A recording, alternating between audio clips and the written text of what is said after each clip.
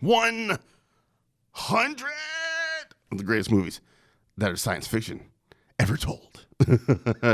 As ranked, meted out by me, your boy C, the host of most of the things here on Paprika, man. We're talking about science fiction for the first 100 days of this bad boy, and we're keeping it rolling, man. Yesterday we talked about War of the Worlds, man, the Steven Spielberg joint, classic.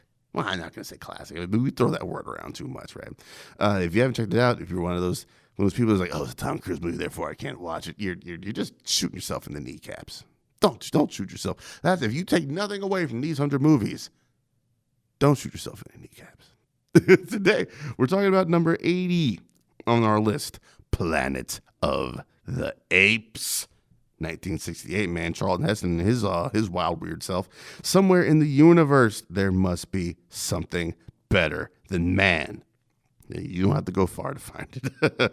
A U.S. spaceship lands on a desolate planet, stranding astronaut Taylor in a world dominated by apes, those damn simians, 2,000 years into the future, who use a primitive race of humans for experimentation and sport. Soon, Taylor finds himself among the hunted, his life in the hands of a benevolent chimpanzee scientist.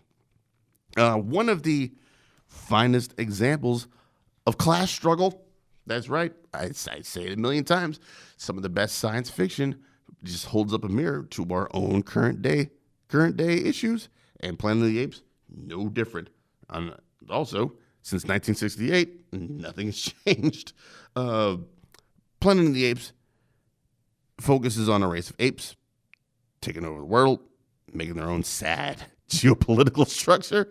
This is one of the original sci-fi. If we're talking about not throwing the word classic around too much, this deserves the moniker, I think. Classic, man. You think about Charlton Heston's "Get your paws off me, you damn dirty ape," when none of the apes had heard humans talk, and that's what he comes out with. Even the apes' society of hiding information, like where do you think they learned it from?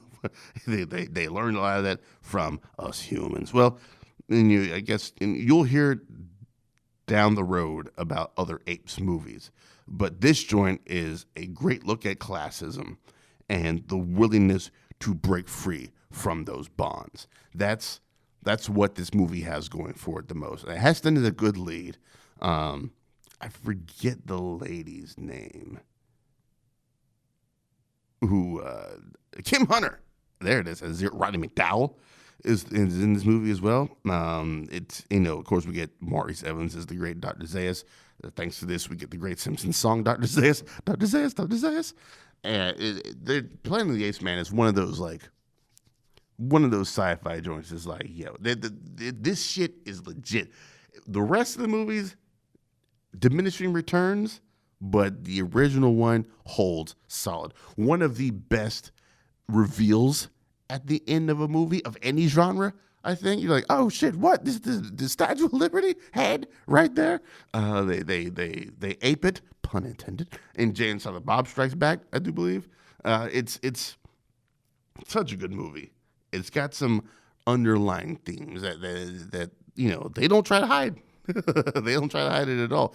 It all works out quite nicely. So if you've never checked out Planet of the Apes, if you're one of those people like, I don't watch old movies, man, you're missing out on some great shit out there. 1968's Planet of the Apes is one of those you're missing out on. We'll be back in 24 of the hours to continue talking about more science fiction movies. Until then, let's talk some apes, and I'll see you tomorrow. Have a good one.